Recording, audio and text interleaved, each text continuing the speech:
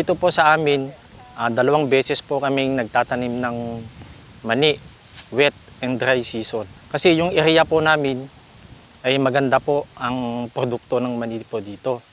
Maganda po yung lupa, mataba para sa mani. Yun nga lang po, matrabaho po ang pagtatanim ng mani. Kasi pagkatapos ng anihan, pipiliin mo yung pangbinhi na maganda. Tapos magpapa-unshelled ka pa. Tapos pag magtanim na, kukuha ka pa ng mga tao.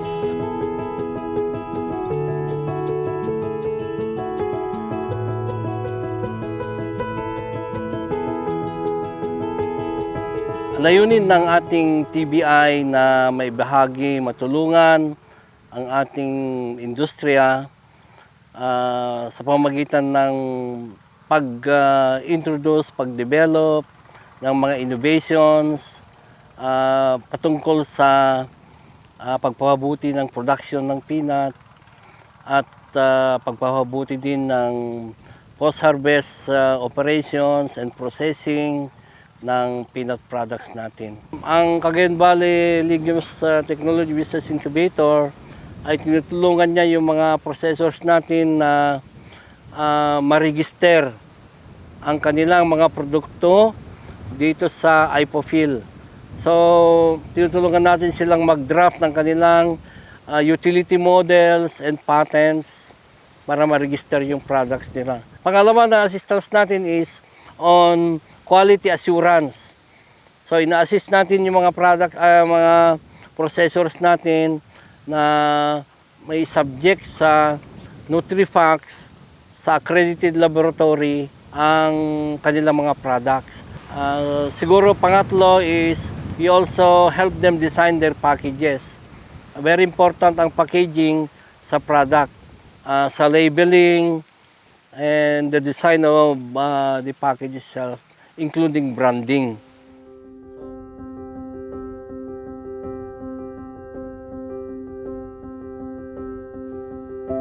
Ang TBI-CSU naman po ay talagang malaking tulong na iambag nila sa amin.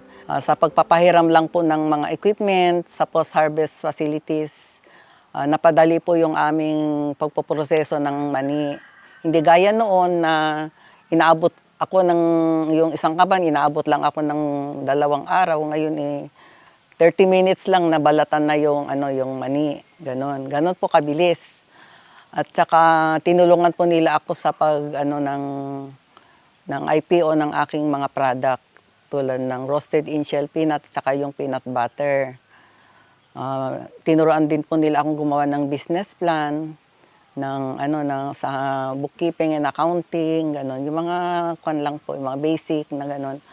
Tapos sa marketing, tsaka sa labeling at tsaka sa packaging, tinura po nila sa akin lahat yun.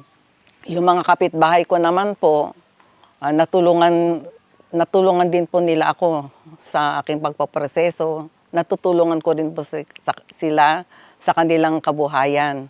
Two-way process po. They help me, I can help them. So far, itong project natin na ito has assisted 6 incubators, MSC startups, and they are now well entrenched in the production, dun sa post-harvest and processing ng ating peanut. Gusto naming matulungan ang legume industry ng Cagayan Valley na ito ay ito yung isa sa top industry sa agriculture sa ating region. Notably sa legumes at particularly sa peanut industry.